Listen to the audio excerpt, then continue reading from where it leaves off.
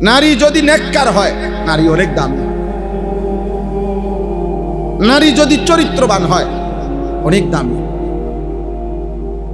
কোন মেয়ে যদি, মহিলা যদি পাক পবিত্র বলা হয়, ইজ্জতের হেফাজত করে, লজ্জাস্থানের হেফাজত করে, দেহের হেফাজত করে, যৌবনের হেফাজত করে, খোদার কসম ওই নারী পবিত্র।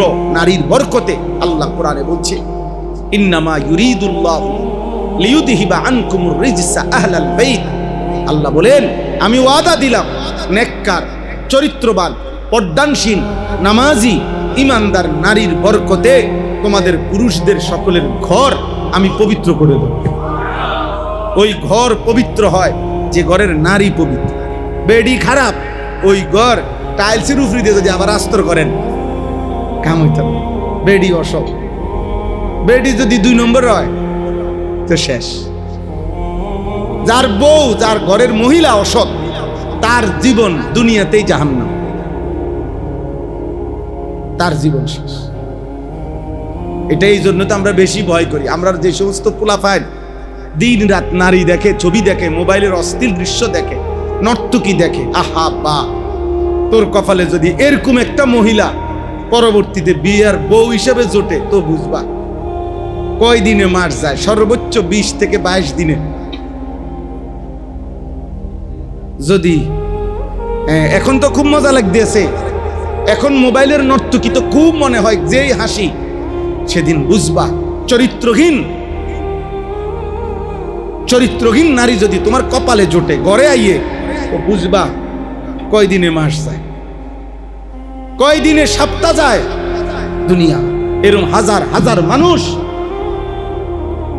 আমাদের জীবনে আমরা দেখি। আমরা তো হুজুর, আমরা তো ওয়াজ করার কারণে বহু মানুষ আমগরে ভালোবাসে। কত মানুষের কত দুঃখের। কালকেও এক ভাই আমারে এরকম জড়াইয়া ধরে বলতেছে, হাতে ধরে, হুজুর পারিবারিক বন্ধন, পারিবারিক স্বামী স্ত্রীর পবিত্রতা, চরিত্র এদের জন্য ভালো থাকে, এ নিয়ে আরেকটু ওয়াজ করে। আমি আজকে কিতাব নিছি গাড়ি, যে ঠিক আছে ভাই আমি আরো একটু পড়ি, আপনার বলমু। মানে আমগো বয়ান যেহেতু ওই যে ছেলেরা রেকর্ড করে, তো এগুলো তো আবার দেয় না। তো এখানে শ্রোতা না থাকুক, সারা দেশ থেকেই তো কোনো না কোনো ভাবে কি করে শুনে।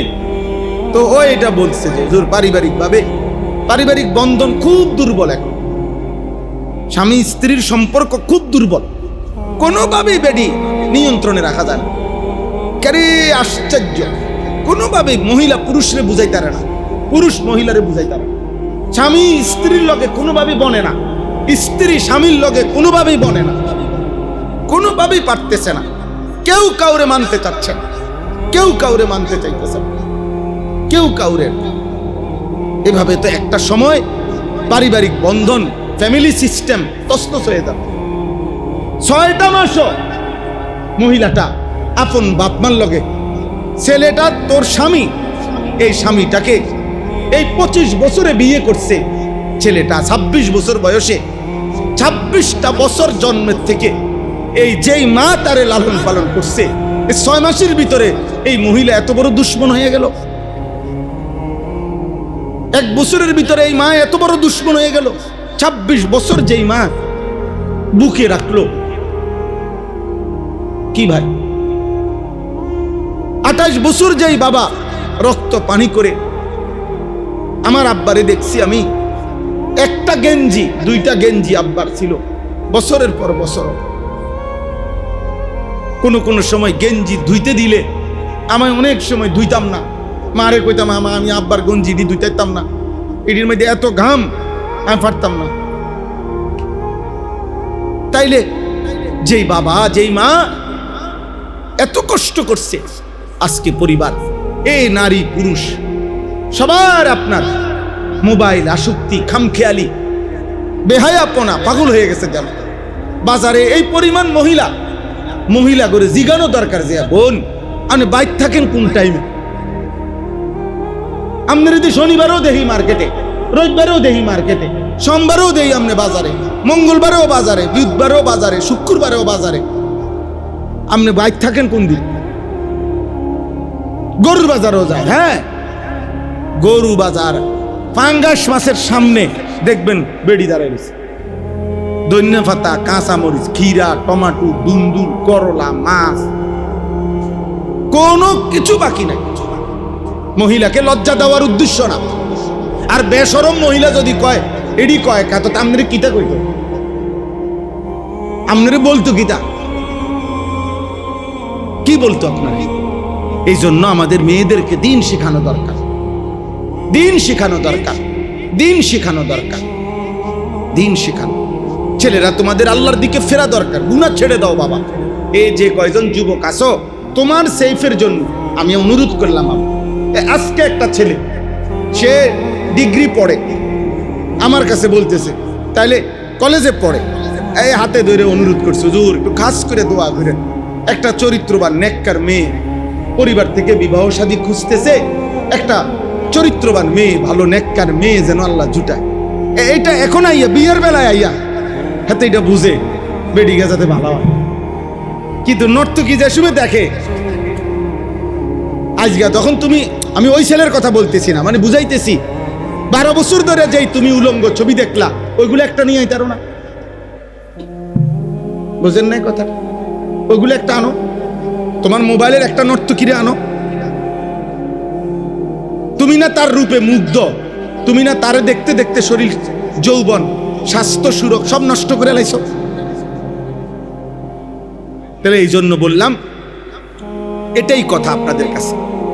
এই যে দেখেন, আল্লাহ তাআলা বলছেন সারা পৃথিবীর ইমানদার, ইমানের রক্ষা, আল্লাহর ভালোবাসা, আখিরাতকে প্রাধান্য দেওয়া, এর জন্য উদাহরণ দিছে। কার উদাহরণ? একজন নারীর উদাহরণ। কার উদাহরণ বলেন না? নারীর উদাহরণ। সেই নারীটাকে, সেই নারীটা হলো ফেরাউনের স্ত্রী আসিয়া। ফেরাউনের স্ত্রী আসিয়া, ইমরাআতা ফিরাউন। ওয়াদারাবাল্লাহু মাসালাল লিল্লাযীনা আমানু ইমরাআতা ফিরাউন। পৃথিবীর সমস্ত ঈমানদারের জন্য আমি আল্লাহ উদাহরণ দিলাম ফেরাউনের স্ত্রী আসিয়া। কেন? এক কথাই বলি, এই আর 2-4 মিনিট শেষ করে দিচ্ছি। আসিয়া এমন একজন মহিলা ছিল, যেই মহিলার, একজন মহিলার জীবনে 2টা জিনিস তার আনন্দের, সুখের বস্তু। 1 নাম্বার হলো স্বামীর অর্থ সম্পদের কোনো কমতি নাই, এটা মহিলার একটা সুখের বিষয়, যে জামাইর সম্পদের কোনো অভাব নেই। 2 নাম্বার, ভালোবাসার কোনো অভাব নাই, মানে আমার জামাই আমারে এত ভালোবাসে যে ওই আমাকেই ভালোবাসে খুব। মহিলা যদি এটা বুঝ পায়, মহিলা খুশি যে না, আমাকে পছন্দ করে আমার জামাই। আর হলো হিউজ পরিমাণ সম্পদ আছে। তো কোরআনুল কারীমের বর্ণনা দ্বারা এটা বোঝা যায়, এই আসিয়ার স্বামী ফেরাউন, 1 নম্বরে ফেরাউনের সম্পদের, সে তো বাদশাহী, তো কোটি কোটি, টনে টনে স্বর্ণ, রূপ্য, মণি, মুক্তা, হীরা, জহরত, রাজপ্রাসাদ, অট্টালিকা, দাস দাসী, কোনো কিছুরই অভাব নেই। ওই ছেলে, বল বেটা, শেষ করছি বাবা, 2 মিনিট অপেক্ষা করে, এই কথা শেষ, আমি চলে যাব এখন, আমারও কাজ আছে, আরো বয়ান আছে। তাইলে বলার উদ্দেশ্য হলো, এই হলো 1 নাম্বার, ফেরাউনকে, ফেরাউনের কোনো কিছুর অভাব ছিল না। তাহলে আসিয়া একজন সবচেয়ে বড় সম্পদশালী, পয়সাওয়ালা, মালওয়ালা, ক্ষমতাওয়ালা স্ত্রী। 2 নাম্বার, কোরআনুল কারীমের মধ্যে আছে, ওই মূসা আলাইহিস সালামের মা যখন বাক্সবন্দি করে ছোট্টবেলা নদীতে ভাসায় দিছে, তখন ফেরাউনের ঘাটে আইসা ভিড়ছে এই বাক্সটা যখন উঠাইছে, তো খুলে দেখছে একটা ছোট বাচ্চা। এই বাচ্চা ফেরাউন, তাফসিরে আছে, প্রথম দৃষ্টিতেই ফেরাউন বুঝছে এটা তার শত্রুর ছেলে, বনি ইসরাইলের বাচ্চা এটা। এই যেই বাচ্চাকে খুঁজবার জন্য লক্ষের চাইতে বেশি বাচ্চাকে জবাই করে ফেলছে ফেরাউন তার বাহিনী দিয়া। ওই জ্যোতিষী বলছে, বনি ইসরাইলের একটা বাচ্চা আপনার ক্ষমতা ছিনাইয়া নিবে। সেই বাচ্চাটাকে ঠেকানোর জন্য ছেলে ফেরাউন এই পর্যন্ত লক্ষের চাইতে বেশি বাচ্চা জবাই করে ফেলছে। ওই রকমই বাচ্চা এটা। কিন্তু স্ত্রী বলছে, আসিয়া, আমি ওরে মারতে দিতাম, ওরে আমি পালমু, এ পালবে কইছে, রাজপ্রাসাদে জায়গা দিছে, নিজের বাড়িতে খাওয়াইছে, পড়াইছে, লোক রাখছে, সব কিছু। কেন? ওই বউয়ে মনে কষ্ট দেবে। মানে স্ত্রীকে সে এতটাই ভালোবাসতো, স্ত্রীর ভালোবাসার সামনে সে তার রাজত্বকে পর্যন্ত চ্যালেঞ্জের মুখে পালাই দিছে, নিজের অস্তিত্বকে চ্যালেঞ্জের মুখে বুঝছে পোলা এটাই, কিন্তু কিছুই করার নাই। আমার স্ত্রী তো এখানে, বউয়ের কাছে আমি দুর্বল। তাইলে এই নারী আসিয়া সম্পদও কমতি ছিল না, স্বামীর ভালোবাসায়ও কমতি ছিল না।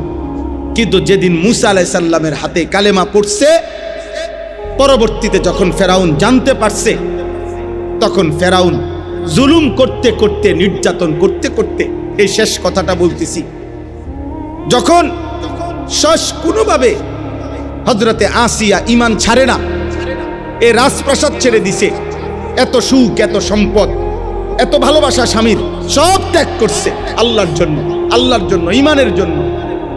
তো ফেরাউন সর্বশেষ তার সারা দেহের মধ্যে পেরেক মারছে, সারা শরীরে, ফিরআউনা দিল আওতাদ, পেরেক মারতে মারতে সারা শরীরে পেরেক মাইরা, রক্ত মাখা শরীরে বলছে এখনো সুযোগ আছে। আসিয়া বলছে না ফেরাউন, গোটা পৃথিবী, রাজত্ব, ক্ষমতা, ভালোবাসা, রাজপ্রাসাদ, স্বর্ণ রৌপ্য সব ছাড়লাম, আল্লাহকে ছাড়বো না, ঈমান আমি ছাড়বো না, আখিরাত আমি ছাড়বো না। তখন ফেরাউন, তাফসীরে আছে শেষ, ফেরাউন বলছে তার বাহিনী সৈন্যকে যে আসিয়ার বুকের উপরে একটা বড় পাথর চাপ দিয়া দাও, যাতে করে মরে যায়। এ যখন পাথর তার বুকের কাছে দিবে, উনি বুঝছে এখন এই পাথরের চাপ পড়লেই উনি মারা যাবে। ঠিক ওই টাইমে এই আসিয়া আল্লাহর কাছে একটা দোয়া করছে, দোয়ার মধ্যে বলছে রব্বি বিনি লি ইনদাকা বাইতান ফিল জান্নাহ, আল্লাহ আপনার পাশে, আপনার সাথে জান্নাতে আমার একটা ঘর বানায় দেন। এ কি কইছিলেন লাইনটা? হ্যাঁ, মালিক তুমি জান্নাতে তোমার পাশে একটা ঘর কি করে দিও, বানিয়ে দিও। এই দোয়াইটা, এইটাই আসিয়ার দোয়া, একটা ঘর বানিয়ে দিও তোমার সাথে। মানে হইলো আমারে এমন জায়গা দিয়ে জান্নাতে ঘর দিবা যেন আমি 24 ঘন্টা তুমি মাওলারেই দেখি। আল্লাহর আবার ঘর কি? মানে বুঝাইছে ভালোবাসা, যে আপনাকে আমি দেখতে চাই, আপনাকেই দেখব, আপনার ভালোবাসার জন্য এত বড় পৃথিবী ছেড়ে দিছে। ওয়ানাজ্জিনি মিন ফিরাউনা, বলছে আল্লাহ ফেরাউন থেকে আমারে বাঁচান, ওয়া আমালিহি, তার কুফরি থেকে আমারে বাঁচান, ওয়ানাজ্জিনি মিনাল কওমিজ জালিমিন, এই নাফরমান জাতি থেকে আমারে বাঁচান। আমি আল্লাহ আপনাকে চাই, আখিরাত চাই। এই মহিলা মাদ্রাসা, বালিকা মাদ্রাসা আল্লাহকে চিনায়, আখিরাত চিনায়, ঈমান চিনায়, কোরআন চিনায়। আপনাদের মেয়েদেরকে দ্বীন শিখাবেন, আপনাদের মেয়েদেরকে মাদ্রাসায় পড়াবেন, আপনাদের মেয়েদেরকে পর্দা শিখাবেন, আপনাদের মেয়েদেরকে কোরআন শিখাবেন।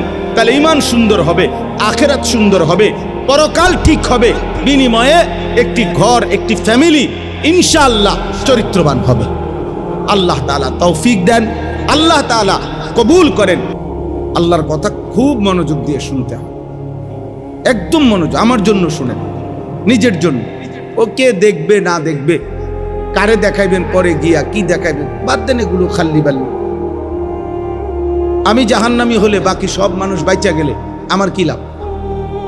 হ্যাঁ, তাইলে হাসরের ময়দানে যদি আল্লাহর নবী সাল্লাল্লাহু আলাইহি ওয়াসাল্লামকে আল্লাহ তাআলা বলে, বন্ধু সকলকে জান্নাত দিলাম একজনকে ছাড়া, আর সেই একজনের নাম যদি হয় আনিসুর রহমান, তো বাকি সবাই জান্নাতে গিয়ে আমার কি লাভ?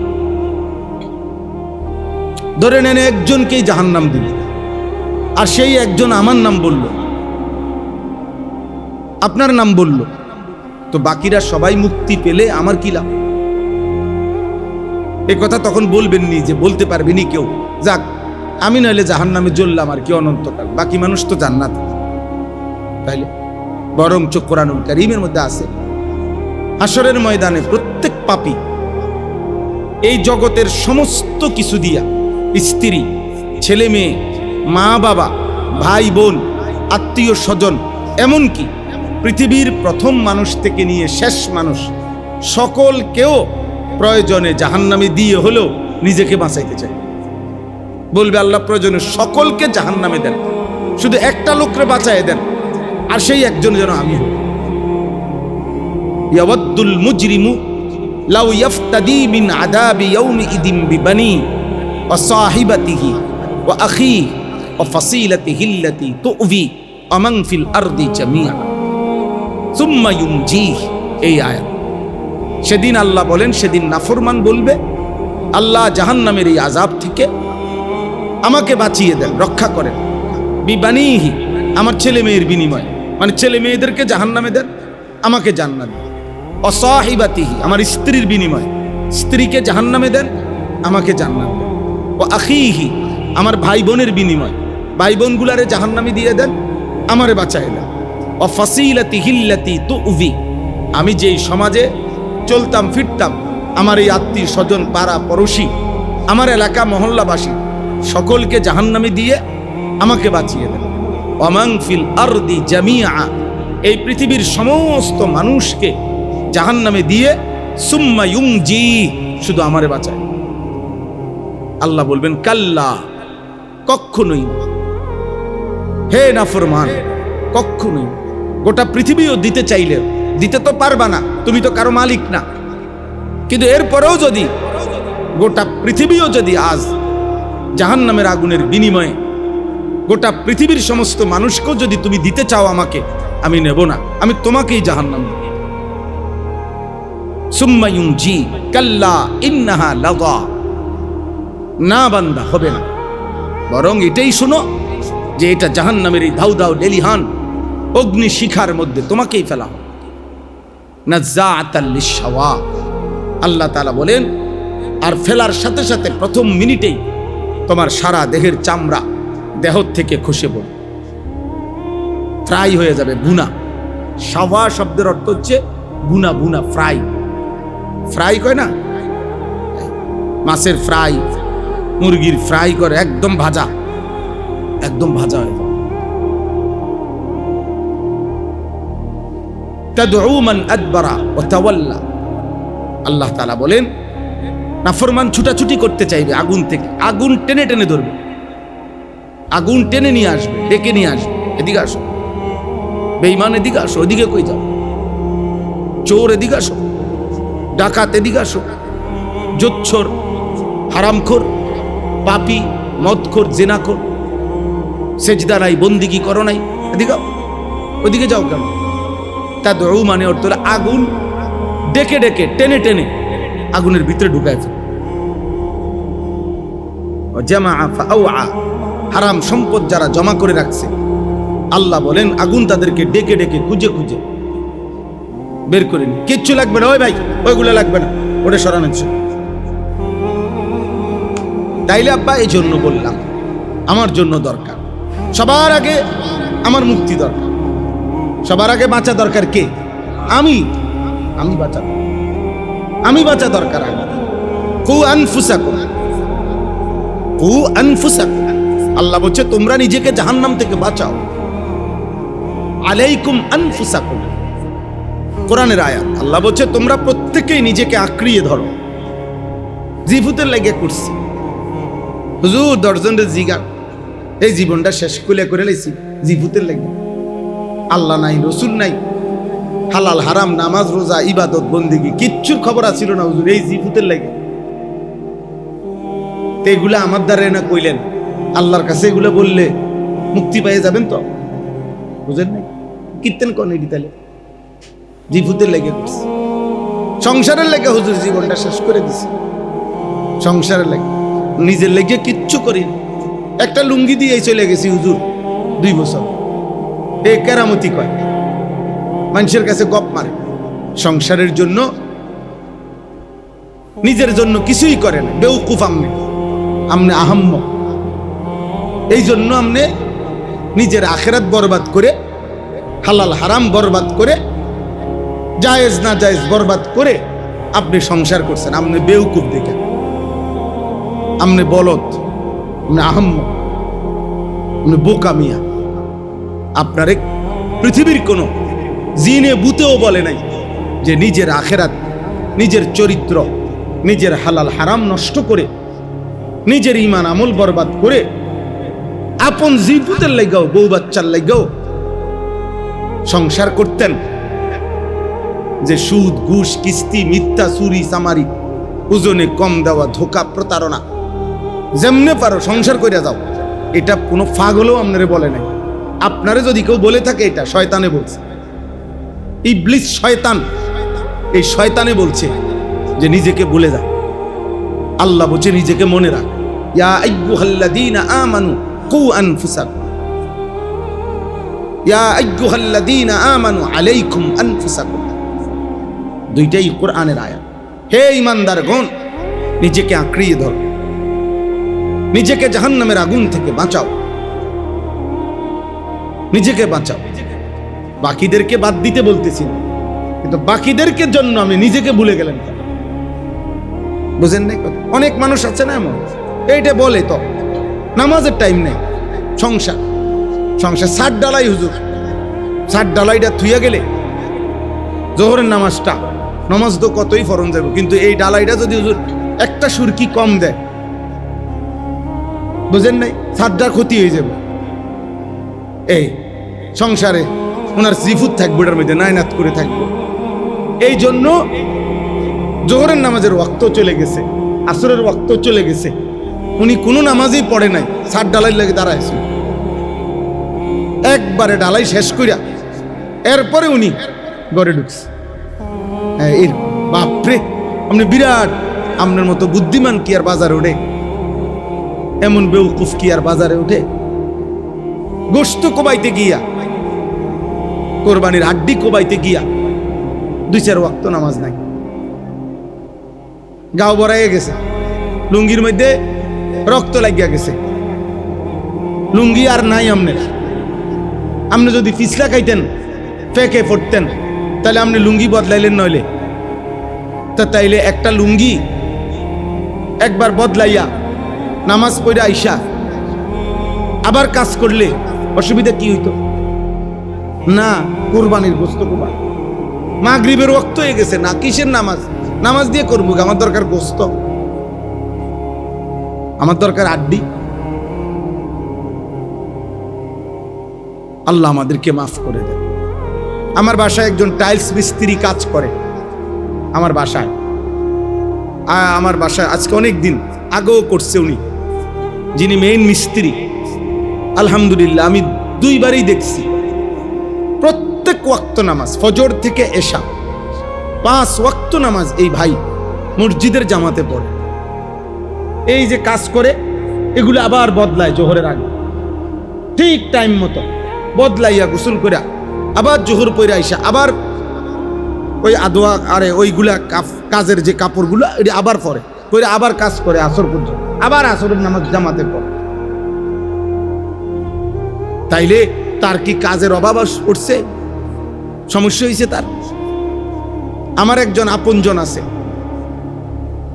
আজকে 27 বছর বাজারের বড় ব্যবসায়ী, 27 বছর ধরে পুরা বাজার সাক্ষী দিবে। উনিও বলছে, আমরা বহু লোককে জিগাইছি, এই 27 বছরে উনি বলছে আমার মনে পড়ে না কোনোদিন নামাজের জামাত মিস হয়েছে। কসম উনার, উনি কয় যে আমার এটা মনে পড়ে না। 5টা দোকানে মাল একসাথে দেয়, এদিক দিয়ে 2 শাটার, 2 দোকান 4 শাটার, ওই দিক দিয়ে আবার সামনে 3টা দোকান 6 শাটার। এই 5ও দোকানে ঘুরে ঘুরে মাল উনি একা দেয়। ছেলে আছে কিন্তু একাই ব্যবসা করে, কি পরিমাণ ব্যবসা করে, কিন্তু 5 ওয়াক্ত নামাজ কি জামাতে। অসুবিধা কি হয়েছে আব্বা? ছাগলামি, বুঝেন না? অটোর ড্রাইভার, সামান্য অটো করতে চালায়, 1.5 বিঘা অটো চালায়, হিতের নামাজ পড়ার টাইম নেই। আর আপনি বিমান চালাইলে কি অবস্থা হইল? সিএনজি কদ্দুর চালায়, বন আর বিড়ি বেছে, চা কদ্দুর বেছে, চা দোয়ানদার, তার নামাজের টাইম নেই। ঢাকাইতে 1 ওয়াক্ত নামাজ পড়ে, নিকৃষ্ট মানুষের বেনামাজি গুলো। পাক নাফাকেরও তো কোনো হদিস নাই, দোয়ানের ফিসি দিয়ে মুইতে আইয়া আবার চা বাইরে পানি লইছি নি হেগুলো, তার হাতে যদি পেশাব লাগিয়ে থাকে মা, তো আপনি প্রতিবাদ করেন, অস্বীকার করেন, এটা মিশা কথা। যে নামাজ পড়ে না তার কি আপনার পানি লওয়া, টয়লেট পেপার, তিলাকুলুকের কোনো দরকার আছে নি? হেতে হেতে কাস্টমারের দৌড়াদৌড়ি এনে তো কোনো রকম পেশাব যে করছে এটাও তো শোকর। হে যদি ওদূর যে পিছে গিয়া মুইতে আইছে এর দূরে তো শোকর। এত টাইম কো বেটার পেশাবের টাইম কো, আবার পানি লইব, আবার একটু অপেক্ষা করব, আবার টয়লেট পেপার ব্যবহার করবো, কয় কি হুজুর এত কাম করবো বুঝি? দুধ দিয়া এলাও না কোন রকম মুইতা। আস্তাগফিরুল্লাহ, আস্তাগফিরুল্লাহ। আব্বা বোকা মানুষ আমরা। এই ইসলাহি মাহফিলের মূল মাকসাদ আত্ম উন্নয়ন, আত্মগঠন, নিজেকে গঠন করা। ছোট বড় সব জায়গায় আমরা চেষ্টা করি, জোহরের পরে হোক, আসরের পরে হোক, মাগরিবের পরে হোক, অল্প হোক বেশি হোক, আমাদের একটা চেষ্টা যে একটা মানুষকে কথা বুঝানো, ছেলেদেরকে, বাবা তোমাকে ভুলে গেলা কেন? বন্ধু যে তোমার সাথে আড্ডা দিতেছে অত তোমারে আখিরাত ভুলাই দিছে, একদিন তো থাকবে না। আমার প্রাইমারি স্কুলের সমবয়সীরা তো কেউ এখন আমার সাথে থাকে না, আমার আশেপাশে দিয়েও নাই। আমার মাধ্যমিক পড়ালেখার জীবনের আমার কলিগ আর আমার সাথে ক্লাসমেট একসাথে পড়ালেখা করছে আমার কর্মজীবনের আজকে 24 বছরের ভিতরে কেউ তো আমার সাথে নাই, আছে কেউ? তাইলে আমার প্রাইমারির বন্ধুরা কোথায়? আমার ছাত্র জীবনের বন্ধুরা কোথায়? আমার এক বন্ধু আমারে কইতেছে একদিন ফোনে, আনেস তুই আমরা লগে ক্রিকেট খেলতি ছোট থাকতে, তুই ওয়াজ করস। আমি কেন, এই জন্যই তো আমি ছোট থাকতে ওয়াজ করছি না, এখন করি, কারণ হেসুমি তো খেলছি। তো খুব মজা করলো যে আরে তুই ওয়াজ করস। আমি বললাম হ দোস্ত কি করবো, মানে আজারে থেকে বইয়ে তো অনেক চাইতো ওয়াজ করি, কি করবো। তাইলে বলার উদ্দেশ্য হইল, আমার এক বন্ধু ছোটবেলায় 4th শ্রেণী একসাথে পড়ছি, ক্লাস 4। হে বন্ধু এখন জগন্নাথ বিশ্ববিদ্যালয়ের প্রফেসর, জগন্নাথ ইউনিভার্সিটি ঢাকা। কথা হয়েছে মোবাইলে। তাইলে এই জন্য বলি, ছোটবেলার বন্ধুরা চলার পথের কেউ তো থাকবে না আব্বা, আমি একাই হয়ে যাব। দুনিয়াতেই তো একা হয়ে গেলাম, তো আখেরাতে? দুনিয়াতেই যাদেরকে হারাইয়ে ফেললাম, আখেরাতে কই খুঁজে পাবো? ছোট্ট এই বাংলাদেশে গতকালকে আমি হবিগঞ্জ জেলা বানিয়াচং একটা জায়গা আছে, ওইখানে মাহফিলে গেছি। বানিয়াচংয়েরও আরো ভিতরে আজমেরিগঞ্জ, এই রাত্রে, গত রাত্রে, মানে যাইতে যাইতে যাইতে আমার তো মনে হয় যেন এটা পৃথিবী শেষ হয় না, এত দূরে, এত দূরে, অনেক দূর। মনে হইল যে আল্লাহ আল্লাহ। ছোট্ট এই বাংলাদেশ ওয়ার্ল্ড ম্যাপে, মানচিত্রের, বিশ্ব মানচিত্রে বাংলাদেশের যে দূর সীমানা, এর দূরের মধ্যে বাংলাদেশ স্বাভাবিক লেখার জায়গা হয় না, বাংলাদেশের অক্ষর বেশি। বাংলাদেশ লিখতে যে অক্ষর, এ জায়গা কোনো দূর নাই, এটা 2 ভাগ দিয়ে লেখন লাগে। এত ছোট্ট দেশে এত বড়, এত বড়, তো পৃথিবী কত বড়। তো এই ছোট্ট দেশেই যদি আজ আমার বন্ধুদেরকে হারিয়ে ফেললাম, হাসরের ওই ময়দানে যেখানে আদম আলাইহিস সালাম থেকে নিয়ে ইসরাফিলের ফু পর্যন্ত সবাই একসাথে হবে আব্বা, সেখানে দুনিয়ার এই বন্ধুদেরকে কই খুঁজে পাবো? কই খুঁজে পাবো? আল আখিল্লাউ ইয়াউমাইদিন বা'দুহুম লিবা'দিন আদুউন, কোরআনুল কারীম স্পষ্ট বলছে। আল আখিল্লাউ অর্থ হলো বন্ধুগণ, ইয়াউমাইদিন সেদিন, মানে আখিরাতের দিন, বা'দুহুম লিবা'দিন একে অপরের জন্য হয়ে যাবে আদুউন শত্রু। ইচ্ছা করে পরিচয় দিতে চাইবে, চিনলেও চিনতে চাইবে, ডাক দিলেও চিনতে চাইবে, কি না কই কি বিপদে ফেলা, যদি কই দোস্ত একটা নেকি দাও। মা পরিচয় দিতে চাইবে না, ফুতে যদি কই এলাই নেকি দিতাম। সন্তান মাকে চিনবে না, স্বামী স্ত্রীকে চিনবে। তো কোরআনের আয়াত, ইয়াউমা ইয়াফিরুল মারউ মিন আখিহি ওয়া উম্মিহি ওয়া আবিহি ওয়া সাহিবাতিহি ওয়া বানি। আল্লাহ তাআলা বলেন ভাই পলায়ন করবে, মা বাপ পলায়ন করবে, স্ত্রী পলায়ন করবে, সন্তান পলায়ন করবে। লিকুল্লি ইমরিইম মিনহুম ইয়াওমাইদিন শা'নুন ইউগনি, প্রত্যেকেই তার নিজেকে নিয়ে ব্যস্ত হবে।